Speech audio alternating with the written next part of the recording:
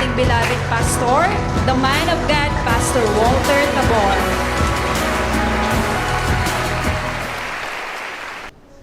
Amen. Praise God. Hallelujah. Thank you, Lord. Glory, glory. You can do better than that. Let us praise the King. Worship the King. Glory! Kasi ginagawa mo. Ang kailangan po nating mga Kristyano is tayo yung dapat na makaunawa sa mga bagay na ginawa na ng Diyos at ma-impress tayo sa ginawa niya sa atin. We believe in everything He told us. Okay? And then, mamangha tayo sa lahat ng kanyang mga ginawa. At yan ang gagalakan ni Lord. Kaya nga po, ang tawag sa atin ay believer. Sabihin nga natin, believer. Why we are called believer? Because we believe in the work of Christ. We believe in the work of God. We believe in the amazing work of God. Kaya, the more we understand His work, the more we understand what He did for us, the more we understand His grace. Grace is the unearned, undeserved, unmerited favor of the Lord in our lives. And even those power that God gave us. Oh, I tell you, if we can understand all of those, the motivation of everything we do is His grace. Okay? Kaya po, natutuwa ang Diyos sa mga taong nai-impress sa Kanya. No? I am impressed with God. Sabihin nga ninyo, I am impressed with God. Okay. Namamangha ka sa kakadakilaan ng ating Panginoon. At nagkakaroon ng pagkamangha ang isang tao sa kadakilaan ng Diyos the more that they go deep in understanding His work. Interesado ba kayo sa tithing? Pastor, tithing ako tithe, no? Hindi po yung tithe na kundi tithing. We come to know about tithing. And you know what? This tithing, as I studied it, there is connection in the heart of a person. Actually, when we talk about money, there's connection in the heart of a person. Kung bakit minsan ayaw pakinggan ng iba ang patungkol sa pera, lalong-lalo na when it comes to worship, sapagkat medyo allergic siya pagdating doon. Pero alam niyo ba, ang isa sa pinakamahalagang bagay sa buhay ng tao dito sa lupa ay pera.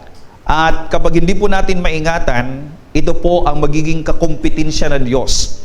Idagdag pa that there is a spirit connected to money.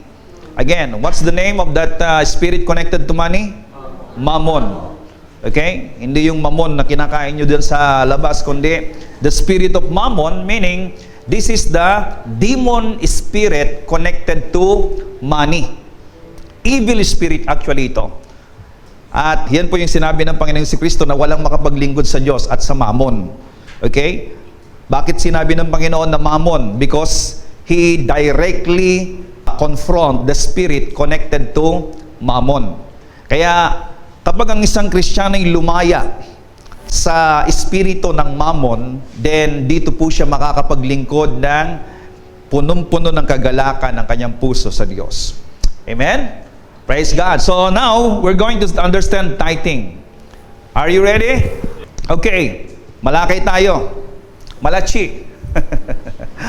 Ginagamit ito ng ibang mga pastor just to put fear in the heart of some believers para nang sa ganun ay magbigay sila ng kanilang ikapo, no? O di kaya ay magbigay sila ng kanilang mga ari-arian. Ito po nakita ko, ang isang taong nakatanggap ng pag-ibig ng Diyos, hindi mo kinakailangang pilitin at takutin. Kusang magbibigay yan. Amen? But praise the Lord, here in Malakay, ito pong sabi ni Lord, I the Lord do not change. Wow, dun pa lang. Biyaya na. Hindi raw nagbabago ang Diyos. So you, the descendants of Jacob, are not destroyed. Ano po gusto mo ipaabot dito ni Lord? Kaya kayo nananatiling pinagpapala at hindi kayo nalilipol dahil hindi ako nagbabago. Mabait ako noon, mabait ako ngayon, mabait ako magpakailanman. Yun ang gustong ipaabot ni Lord. Kaya biyaya pa rin. Amen? Kaya nga, grace is not only begin in the New Testament or New Covenant, but grace begins from the very beginning. Okay, now, Ever since the time of your ancestors, you have turned away from my decrees and have not kept them. Grabe, no? Ang titigas pala ng mga ulo ng mga to, pero sabi ni Lord, hindi pa rin ako nagbabago sa inyo. Ayan, parang sa atin lang minsan, ano? Kahit na ang dami nating mga pagkukulang, ang Diyos ay naka-smile pa rin sa atin.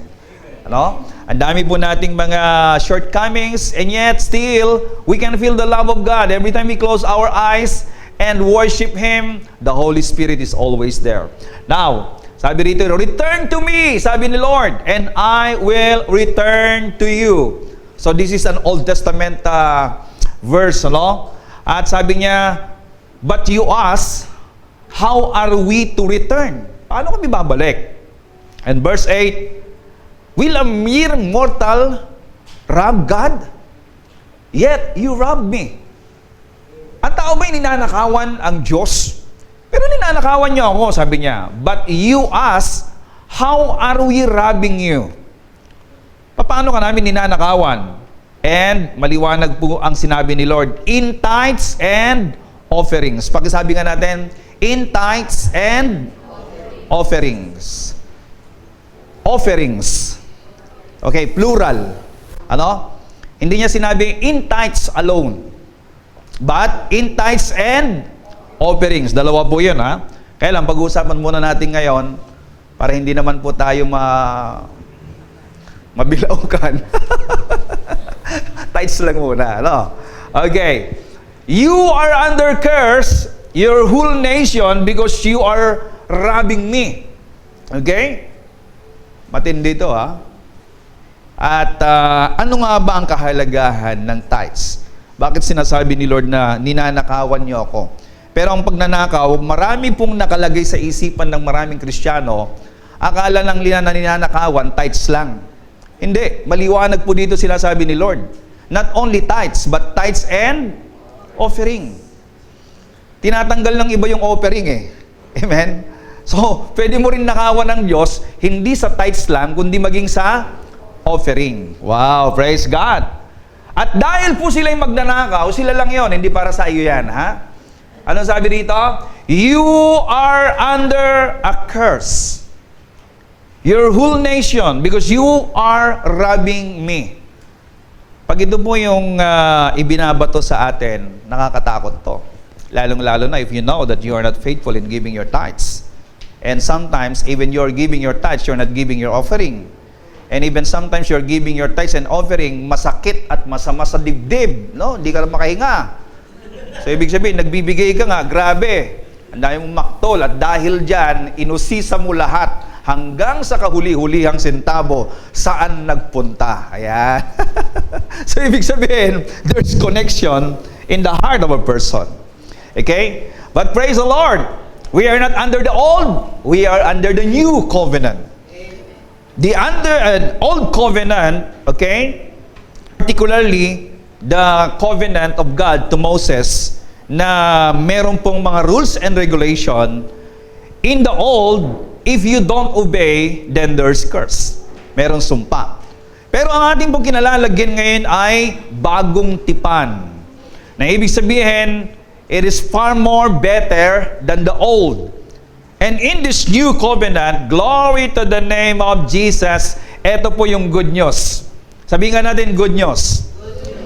The good news under the new covenant is, we are redeemed from the curse of the law. If giving in the old covenant is law, okay, naging batas, not only tithes, but even offering. Akala kasi ng karamihan, ang batas lamang ay yung tithes. Now, even the offering is a law. Kaya nga ang dami-daming mga offerings in the Old Testament eh. Right? At kapag hindi mo ito ginawa, in the old, there is a curse. But praise God. In our time, in the new covenant that we are in, we are already redeemed from the curse. So ibig sabihin, tinanggal na ng Diyos sa atin ang sumpa ng batas. Na kapag hindi mo ito nasunod, hindi ka susumpain. Wow, nakakatawa, no? Are you rejoicing with this? Okay? Galatians 3:13, Christ redeemed us. Redeemed. It was happened. It is past tense. Okay? From the curse of the law by becoming a curse for us. For it is written, cursed is everyone who is hung on a pole. Now, kahit hindi ka magbigay ng tithes and offering mo in this new covenant, I tell you, there's no curse coming to you. Tinan mo yung katabi mo, nakangiti siya, no? Pwede. Di ba? Pwede. Actually, there is no connection, no more curse. No? No more curse. Kaya kinakailangan maintindihan natin muna, ano ba itong tithes na ito na nagdadala ng sumpa sa mga Israelita dahil sa hindi nila pagbibigay. Mabuti na lang wala na ang sumpa sa atin. Ano?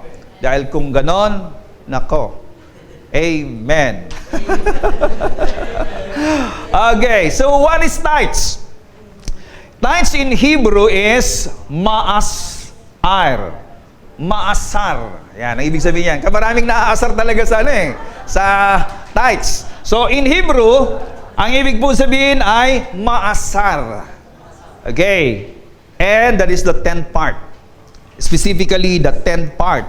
100, the 10th of the 100 is 10 pesos. The 10th of 1,000 is 100 pesos. Okay? Yan po ibig sabihin po ng tithes. Now, the first mention of tithes. Saan ba unang na-mention sa Bible ang tithes? Alam nyo, ang first mention in the Bible is very significant. Napakahalaga. Kaya meron po itong gustong ipaunawa o ipaintindi sa mga nagbabasa. Lalong-lalo na sa ating mga Kristiyano ngayon. So makikita po natin na the first mention of tithes is in Genesis chapter 14 verse 18 up to 20. Makikita po natin dito, yung patriarka, kinikilala nila na ito yung father, ito yung pinaka-superior na ama ng mga Israelita. Bago pa man ibigay yung batas ng pagbibigay ng ikapo, mababasa po natin that there was tithes, okay, that was initiated by Abraham. At in verse 18, makikita rito, mababasa natin, then Melchizedek, king of Salem, brought out bread and wine. Very significant, right? Anong ginagamit natin sa communion? Bread and wine. And what is the symbol of that communion? The bread, the body of Jesus Christ. And wine is the picture of the blood of Jesus Christ. Hello? And then makikita natin Melchizedek. Melchizedek means king of righteousness. At saan po siya king? Sa Salem. Hello? Salem in Hebrew. And the meaning of Salem is peace. So Jesus Christ is king of righteousness, king of peace, and then He brought out bread and wine. Makikita mo na dito lang agad-agad ang Panginoong Jesucristo, right? Na lumabas. At ang sabi niya, He was priest of God Most High. Ang ating Panginoong Jesucristo ba ay priest? He's the priest of the Most High, of God Most High. Wow.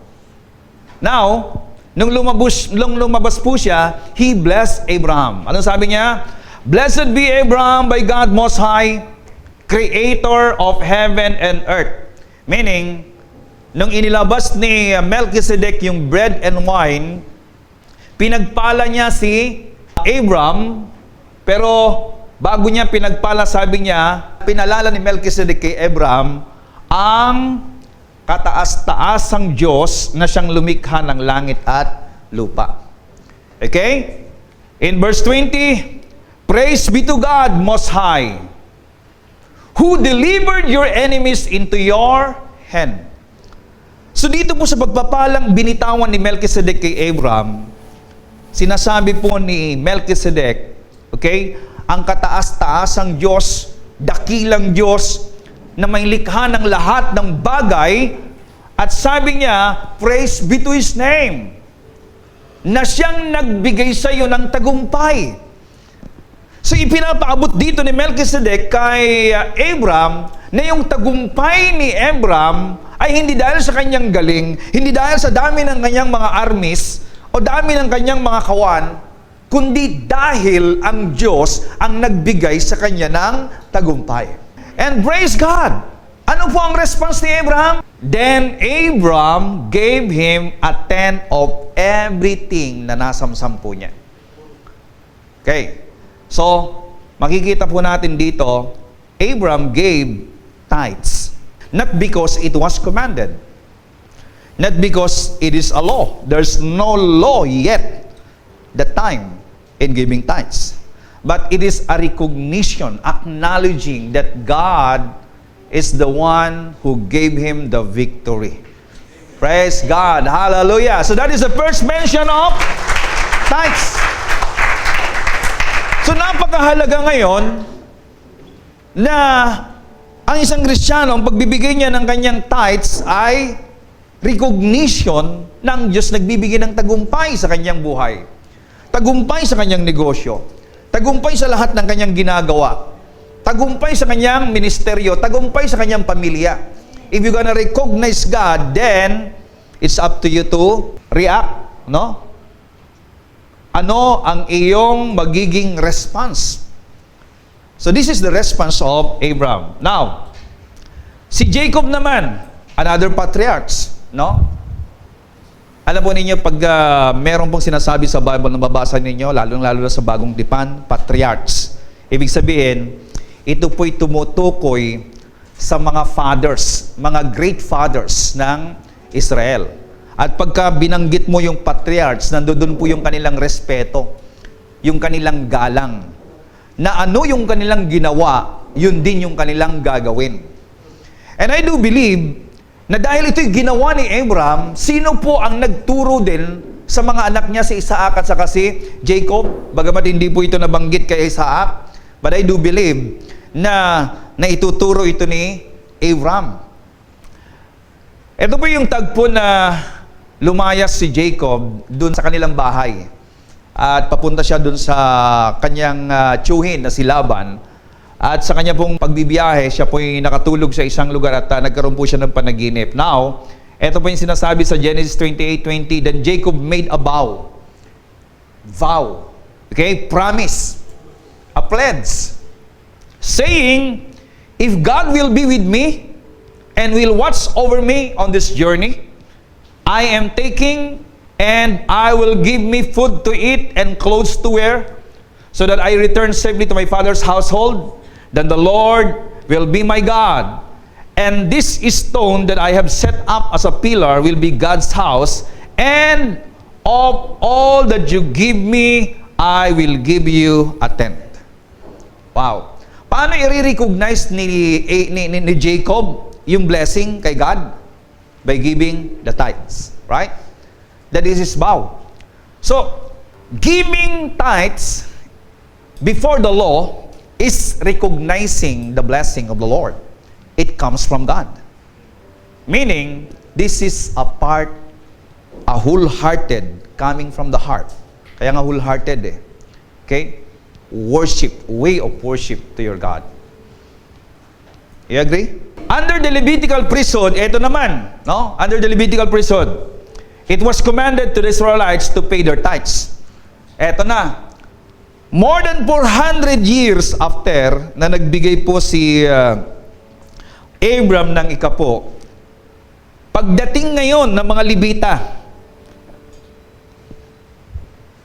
ipinagutos ni Lord in Leviticus 27:30, sabi niya, a tithe of everything from the land, whether grain from the soil or fruit from the trees, belongs to the Lord. Sabihin nga natin, belongs to the Lord. Belongs to the Lord. It is due to God. Okay? And then sabi niya, it is holy to the Lord. Meaning, holy to the Lord, separated to the Lord. Ibig sabihin, it will be set apart for God. Ano daw po mga may set apart para sa Diyos? It is the tenth of all the produce of the land. Okay? The grain, soil, fruit, trees. Whoever would redeem any of their tithe must add a fifth of the value of it. Halimbawa, ayaw mong ibigay yung tithes ng hayop o ng luon man, anumang bagay. Pwede. pero dagdagan mo siya, bayaran mo ng pera, dagdagan mo ng 20%. Every tithe of the herd and flock, every 10th animal that passes under the shepherd's rod will be holy to the Lord. So, ibig sabihin, maski sa mga hayop, everything, it must be for God. Now, verse 34, these are the commands the Lord gave Moses and at Mount Sinai for the Israelites. Now, pero bakit natin sinasabi rito? Bakit po natin ipine-present ngayon? Para maintindihan po natin yung sinasabi nating ikapo or 10%. So malinaw po dito na ang Diyos ang nag-utos sa mga Israelita, and ang sabi rito, belongs to the Lord. Hello? It belongs to the Lord. Now, ano naman po ang view ni Jesus pagdating sa tithing? Okay, Jesus' view on tithing. Merong lumapit sa Panginoon, okay? Ang sabi ni Lord sa mga eskriba, pariseyo, in chapter 23, verse 23 in the book of Mateo. Okay, nasa Mateo na tayo ha. Pero huwag kayong mag-alala. Maski nung panahon ni Jesus, under law pa rin yun. Amen? Ano sabi niya? Woe to you, scribe and Pharisees, you hypocrites. Ayan, mabigat magsalita ang Panginoon ha. You pay tithes of mint, the tithes of dill and cumin, yung mga ano lang, mga dahon-dahon to. No? Yung binibigay nilang mga tithes, no? But you have disregarded the weightier matters of the law. What is the weightier matter of the law? Justice, mercy, and faithfulness. Ito matindi You should have practiced the latter without neglecting the former. Ano ibig sabihin ng you should practice the latter? Ibig sabihin, you should practice giving tithes, but hindi mo dapat kalilimutan yung mas mahalaga. Amen? Pero ito matindi sa ibang version, ano? Sa New Living Translation. What sorrows await you, teachers of religious law, and you Pharisees, hypocrites! For you are careful to tithe even the tiniest income from your herbs gardens, but you ignore the more important aspects of the law. And what is the more important aspect of the law? Justice, mercy, and faith. Ano sabi niya? You should tithe. Okay, mag-tithe kayo. But do not neglect the more important things. Meaning, mababasa po natin dito, hindi po inopose ni Jesus ang pag-iikapo. Actually, He encouraged them. Okay? I-cheer up ni Lord, okay lang, dapat lang. Sa ibang version, dapat lang na gawin nyo ito. Primarily, dun po sa Amplified Version, primarily. Ibig sabihin, ito yung talaga yung una nyong gawin. Pero wag nyo naman kalilimutan yung mga bagay na mas mahalaga pa. Hello? So Jesus mismo, hindi po niya inopose ang tithes. Tingnan natin yung mga nagtanong minsan kasi gusto nilang siluin ng Panginoon. Sabi nila, dapat ba kaming magbigay ng buwis kay Cesar? Ito po sabi ni Lord. Okay, in verse 17, tell us then, what is your opinion? Is it right to pay the imperial tax to Caesar or not? The tax. At ang sabi dito sa verse 19, eto po sagot ni Lord, show me the money used for the tribute. And they brought him a denarius. Verse 20, and Jesus said to them, whose likeness and title are this? They said, Caesar. Then he said to them, pay therefore to Caesar the things that are due to Caesar, and pay to God the things that are due to God. Sa ibang version po ng Bible, give to Caesar what belongs to Caesar, and give to God what belongs to God. Ano mo sabi sa Leviticus kanina? The tithes belongs to God. So meaning, dito, ipinag-uutos ni Lord, ibigay nyo yung para kay Cesar, pero yung para sa Diyos, ibigay nyo. Hello? So that is the teaching of Jesus Christ. Kaya sinasabi ng iba na sa bagong tipan ay hindi raw ipinag-utos at hindi raw itinuro ni Lord. Okay, actually, the Lord is very much interested in giving of everyone who follows Him. Alam ko yung naniniwala na malaki ang kanilang collection. Alam niyo kung bakit malaki ang collection nila? May treasurer sila eh. Right?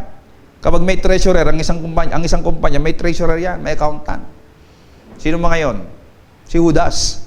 Amen? Si Judas ang treasurer, tama? Oh. Kita nyo rito. Then, why Abraham, the patriarchs, gave his tithes? Pag sinabi mong patriarchs, grabe yan, huwag mong babastusin. Ano man yung kanyang ginawa, they are solid. Na talagang yun din ang kanilang. There was no law that required him to pay tithes to Melchizedek. When Abraham gave tithes to Melchizedek, when Abraham gave tithes to Melchizedek, it was an acknowledgement of his part, of his own inferiority and personal tribute to his greatness and superiority. Alam mo ninyo, kaya mahiwaga itong si Melchizedek eh. At yan yung isa sa pag-aaralan po natin next Sunday. Melchizedek, bakit nagbigay si Abraham ng tithes kay Melchizedek? And you know what? Sino bang pinagpala ng Diyos? Si Abraham. Right? Ngayon, yung pinagpala ng Diyos, yun ang dakila sa lahat. Alam niyo ba nung pinagpala ni God si Abraham, lahat ng mga binhi na sa sinapupunan ni Abraham ay pinagpala din. Kaya makikita nyo yung mga Arab nation, it comes from the loins of Abraham. They are blessed. They are blessed. Diyan sa Arabia, no? They are blessed. Disyerto, and yet they are blessed. Ang Dubai, isa sa pinakamagandang city all over the world. They are blessed. Right? Israel, ang liit na bansa. They are blessed. Dahil sa pinagpala ng Diyos si Abraham. Now, itong pinagpala na to, bakit siya nagbigay ng tribute? Nagbigay ng acknowledgement dito kay Melchizedek. Ibig sabihin, kinikilala ni Abraham si Melchizedek na mas mataas sa kanya.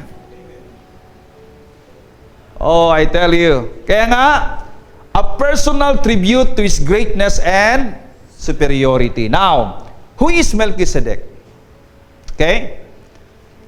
In Hebrews chapter 7 verse 1, this Melchizedek, king of Salem, priest of the Most High God, who met Abraham returning from the slaughter of the kings and blessed him, to whom also Abraham gave a tenth part of all, for being, by interpretation, king of righteousness. So Melchizedek is a priest of the Most High God, king of righteousness, and after that, also king of Salem, which is king of peace.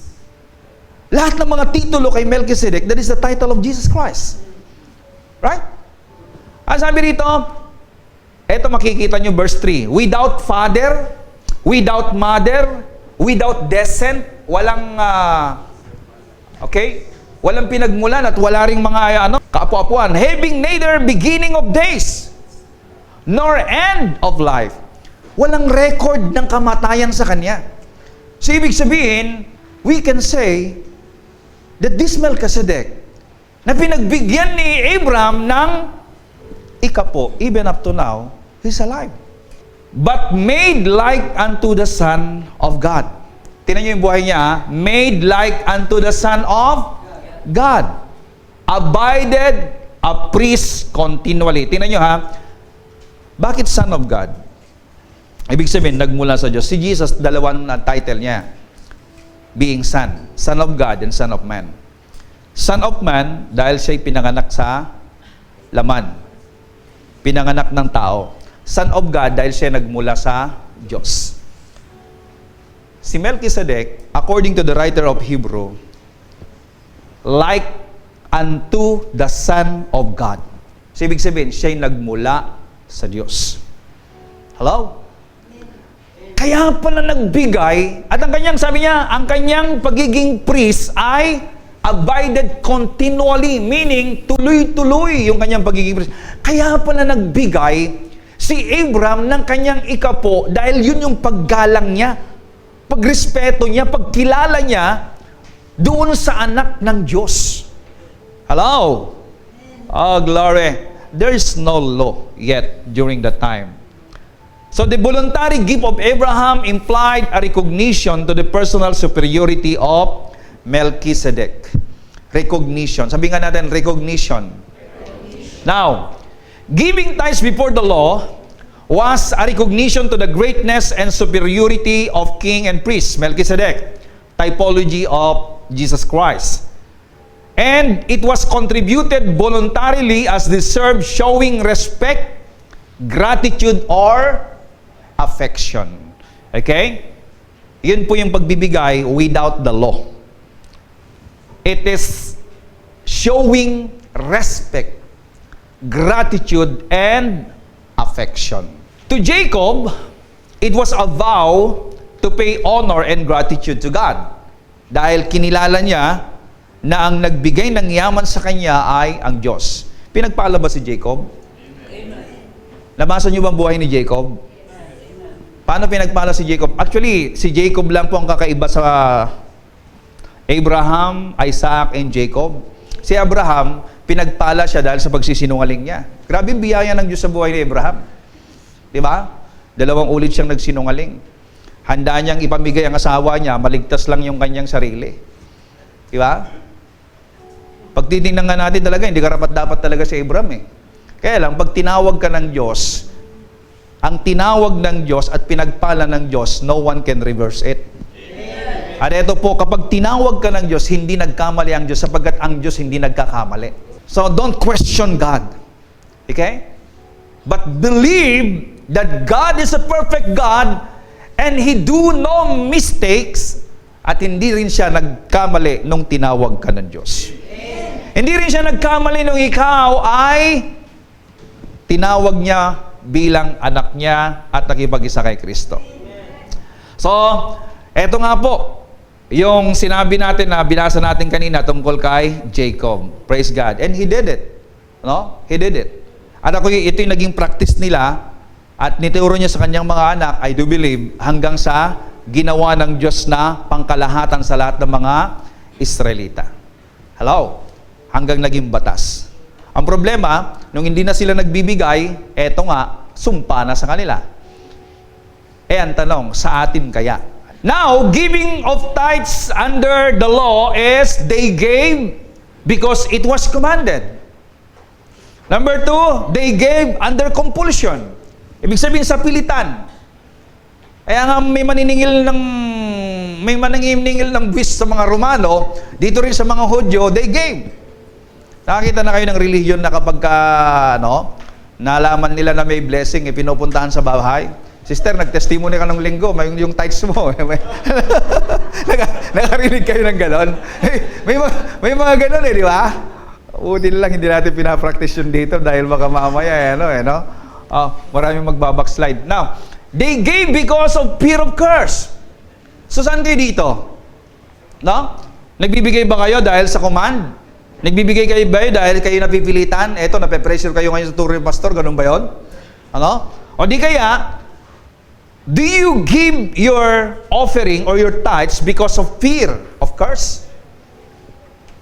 And somebody, they gave because of the promised blessing. Kasi kapag ikaw ay nagbigay, there is a promised blessing, right? Kita nyo? But praise the Lord, giving under the new covenant. 1 Corinthians chapter 16 verse 2, sabi ni Pablo, on the first day of each week. Ano yung first day of each week? Sunday. Okay, eto ngayon. Actually, doon sa The Passion Translation, sabi niya doon, every Sunday, yun po ang sabi sa TPT. Pero dito po sa NLT, on the first day of each week, you should each put aside a portion of the money you have earned. So dito naman sa bagong tipan ngayon, dahil karamihan naman dyan hindi na po talaga magsasaka, wala na ring mga inaalagaan ng mga hayop, dito po ay sinabi ni Pablo na set aside a portion. Okay? A portion. Ngayon, ang tanong, okay, How much is that portion? In this new covenant, set aside. Hindi na po tayo nagbibigay because of it was commanded. Hindi na po tayo nagbibigay because there is curse na nakakatakot kapag hindi mo ibinigay. Christ redeemed us from the curse of the law. Therefore, you are no longer under curse, my friend. Hallelujah. You are free to give, okay, cheerfully. At ang sabi niya rito is, put aside a portion. So, dapat merong bahagi. In every income you have, you make, then there must be a portion of your income na ibibigay mo, okay, para sa Panginoon. And you have to do that with your cheerful giving. Kaya mo binabalaan ko ang lahat, kapag ikaw ay nagbigay na merong sama ng loob, nagbigay ka na parang napipilitan lang, nagbigay ka dahil takot ka lang na masumpa, better for you not to give. Why? You don't understand the real meaning of giving under the new covenant. Because the giving in the new covenant is hilarious giving or cheerful giving. Ibig sabihin, tumatawa na nagbibigay, humahalakhak na nagbibigay. Amen? Pag makikita po natin sa lumang tipan kapag nagbabasa po kayo ng Bible, ang pinakamaliit na bahagi ng pagbibigay ay 10%. Ibig sabihin, yan yung pinakamababa. Sa kanila yon. Amen? Sa atin, pastor, it's up to you. Bastang mahalaga, masaya ka. Ano sabi po ng Proverbs chapter 3? Honor God with all your wealth. In all your increase, honor the Lord. Honoring is recognizing. Okay? Yun nire-recognize mo siya. Kaya nga, may akala ng iba, no? Di ba like for example, sa mga tanod, sa barangay, wala silang sweldo, tama? Ang tawag dun sa binibigay sa kanila ng barangay ay honorarium. Right? So, ano po ibig sabihin nun? They honor the sacrifice of that person. Kaya ang tawag dun ay honorarium. Ano po yung honorarium? It talks about the money. Ganon din kami mga pastor, wala kaming sweldo. Dito. Wala kaming tinatanggap na nakapix na 200,000 a month, 300,000 a month. Wala pong ganon. Amen. Nagsarap magpastor kapag meron 300,000 naman, ano. Pero eto po, honorarium. Ibig sabihin, they honor the pastor. They honor the man of God. They give something. Magkano yun? Hindi ko alam. Bastang malagad. You honor, okay, the man of God. Now, when we give, we honor God. Sa pamamagitan ng buhay ng mga pastor at sa mga gawain po natin. And then, giving by faith. Ayan. Saka na natin pag-usapan yung giving by faith. Kasi nga po, pag may pananampalataya, ibig sabihin, it is a giving with joy. Now, hallelujah. Your heart is full of gratitude to God. Do you believe that the Lord is pouring out His blessing every day of your life? Every day, every gising is blessing. When you wake up in the morning, that is a blessing from the Lord. Maybe you have a problem, pero mas marami pong mas malalang problema. Yung iba pong problema nila hindi makahinga. Buti sa'yo, yung problema mo lang, yung darating na Bombay. Pero yung problema ng iba, hindi na makahinga. Gusto nilang huminga, hindi na makahinga. Hello? Yung iba naman, nawalan na ng hininga, problema pa kung saan kukuha ng pabaong. Hello? Mas matindi kung anong problema, iba-iba problema ng tao. Diba? Buti nga sa'yo, binasted ka lang, yung iba naman iniwan. O, diba? So, iba-iba talaga ang hinaharap na problema ng isang tao. So, ano man yung sitwasyon mo, dapat mong ipagpasalamat sa Diyos. At ito pong masasabi ko, ano man yung kalagayan mo sa ibabaw ng mundong ito, kaya mong harapin dahil sa pag-ibig ni Kristo. Amen! Huwag mo na kasing iasa ang buhay mo sa pag-ibig niya. Iasa mo ang buhay mo sa pag-ibig ni Kristo. Amen? Oh, praise God. Ayaw na nga sa'yo, ipipilit mo pa. Amen? Masasaktan ka lang. So, how much do we give? Yan ang tanong. Okay. How much do we give? Actually, in 2 Corinthians chapter 9 verse 7, dito po natin mababasa yung cheerful giving, right? Sabi, how much do we give? Under the new covenant. Now, again, every man according as he purpose in his heart. So, ibig sabihin, yung pong galing sa puso. Kaya nga po yung pagbibigay ay, it comes from the heart. There is always a heart involvement when it comes to giving. At tiyakin mo na yung pagbibigay mo sa Panginoon ay may kagalakan. Inuulit ko, don't give if you have bitterness. If you have grudges. Kung merong paninikip ng baka matuluyan ka, wag kang magbigay. Please. Amen. Naninikip ang dibdib mo? Huwag kang magbigay. Yan sabi rito, according as he purpose in his heart. Dahil kung hindi po ganon, hindi po kagalakan sa puso, maatake ka talaga. At siya magiging marites ka niyan. Hello? Bakit? Yung ibinigay mo, titingnan mo kung saan nagpunta. Baka nakita mo lang si Pastor Adrian. Wag na ako, si Pastor Adrian na lang. Pumasok sa Max. Eh, hindi naman niya afford ang mag-Max dati, pero ngayon nagma-Max na siya, oh. O, di ba? Sasabihin mo ngayon, naku, doon na napunta yung tithes ko. Di ba? Doon na napunta yung binibigay ko. Kapatid, alam niyo kung bakit marami nagmumurmur na tao pagdating sa giving? Okay? Una, yung mga nagmumurmur, hindi pa talaga nagbibigay yan.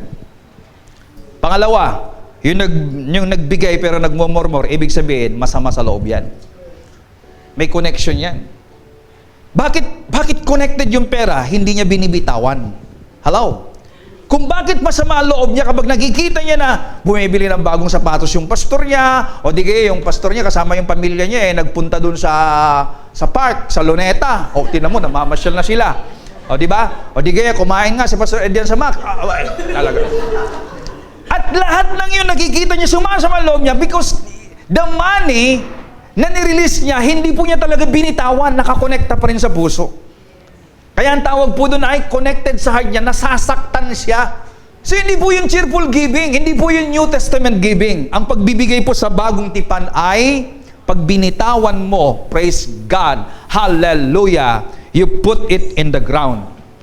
Amen. Ang binhe para tumubo, kailangan mong bitawan. Amen. Hello? Hindi po pwedeng, at saka ano yan, hanggat pinapakialam mo, ibig sabihin, hindi mo binibitawan yon. Bibirayin mo yung nagbigay ka o pastor, nagbigay na ako ha. O, nakaganon pa rin, ano?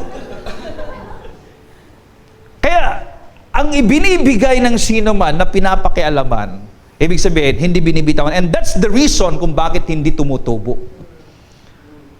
Hindi nag-grow yung seed. Nasubukan yung nagtanim na yung buto nakahawak kayo, doon na rin kayo natulog paggising. Kasi nga, ayaw mong bitawan. Tapos tatanungin mo, bakit kayo hindi nalago? Bakit kayo hindi natubo? Paano tutubo? Hindi mo binitawan? Mamamatay yan. Hello? So, ang pagtatanim, binitawan mo ngayon, hayaan mo na siya na tumubo. Sapagkat, ang buhay ng buto ay kapag binitawan mo, tiyak tutubo. So, let him give according as he purpose in his heart. Not grudgingly or of necessity. Eto matindi yung necessity na yan. Hindi yung pinipilit ka. At hindi dahil din sa pinagpapala ka o pagpapalaing ka.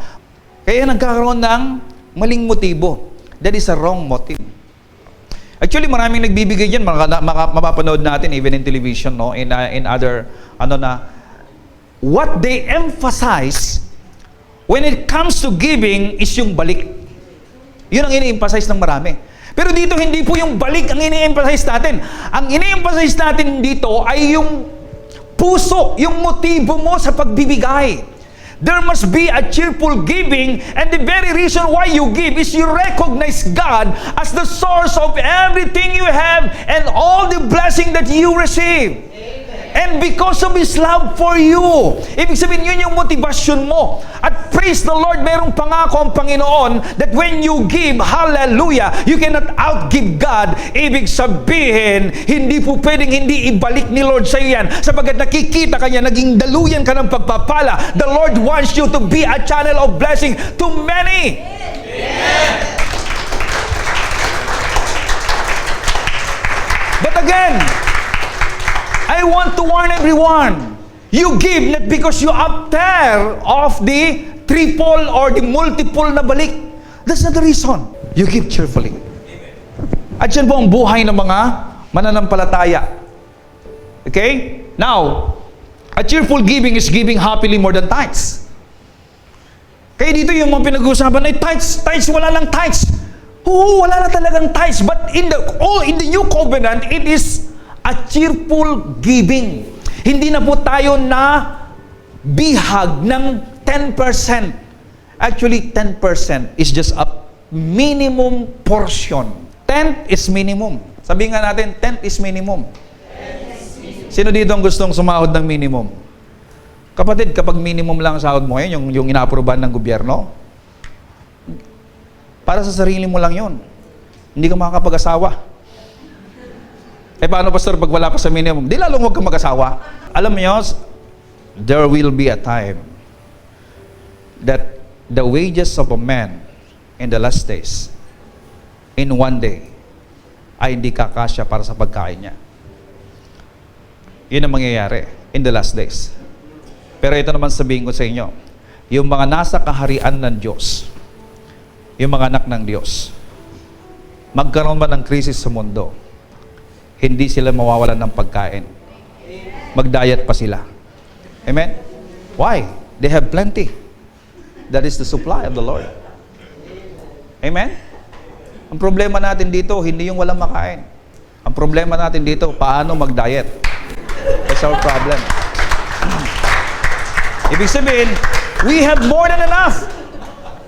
We are living in more than enough. Amen? Oh, glory to God. So the new covenant is greater than the old covenant. Hindi po pwedeng old. Alam mo ninyo, hindi po pwedeng yung old ay mas dakila. Now, tingnan nyo dito sa Acts 4:33. Great grace was upon them all. I like that. Sino po yung tinatawag niyang ang dakilang biyaya ay sumakanila sa mga unang sumampalataya? The first Christian. Dahil po sa great grace was upon them all, neither was there any among them that lacked. Walang nangailangan sa kanila. For as many as were possessors of lands or houses, sold them and brought the prices of the things that were sold. So, their giving in the new covenant, the early church, is not just tithes. They are giving it wholeheartedly. Everything that they have. Now, hindi ko sinasabing gano'n ang gawin ninyo. Ang sinasabi ko, give wholeheartedly.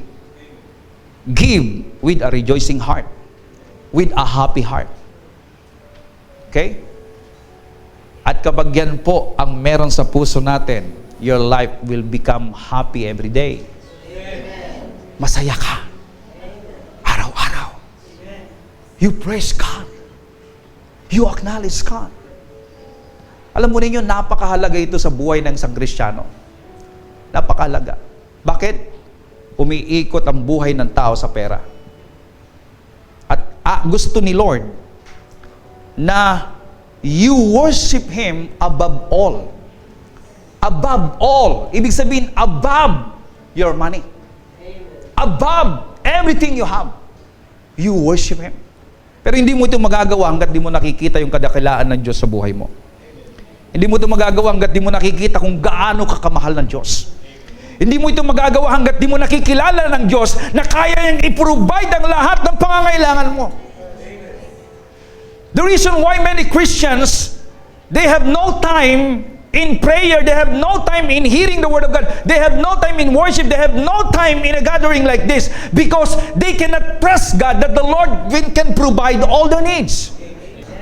Oh, hallelujah. And then the last one is this. 2 Corinthians 8:1.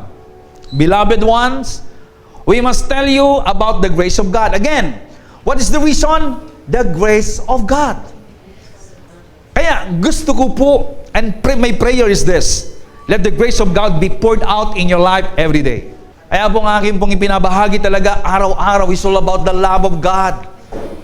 The love of God will transform a person. The grace of God will cause a person to worship God more. Yan po ang dahilan kung bakit nabago ang buhay ng mga unang mananampalataya. Kung bakit ganun na lamang ang kanilang commitment. Kung bakit ganun na lamang ang kanila pong mga pagpapahayag ng salita ng Diyos. They go anywhere, kahit anong panganib ang kanilang kakaharapin, because they had received the grace of God. Amen. At yan ang motivation natin. Yun ang naging motivasyon nila. So, we also, our motivation is the grace of God. In everything we do, we must be driven by the grace of God. As sabi niyan, we must tell you about the grace of God poured out upon the churches of Macedonia, for even during a season of severe difficulty, tremendous suffering, and extreme poverty, their superabundant joy overflowed into an act of extravagant generosity. Hallelujah!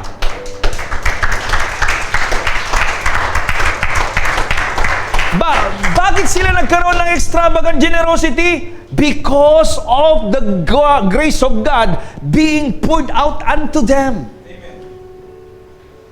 Kailan po nangyari yun? Naging generous ba sila dahil po tag-ani o di kaya maraming bonus o maraming... Hindi.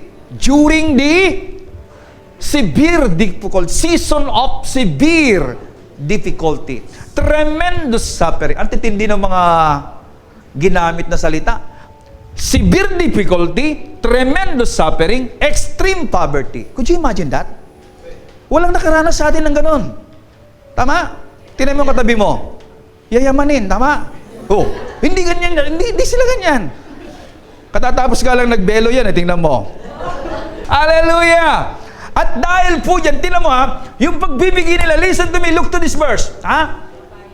Yung pagbibigay nila, kahit sila po'y merong severe difficulty, tremendous suffering, and extreme poverty, ang kanilang pagbibigay po ay extravagant generosity. Alam niyo ba yung salitang extravagant? Ibig sabihin yung extravagant po ay more than enough. Hello? Higit pa sa kanilang inaasahan.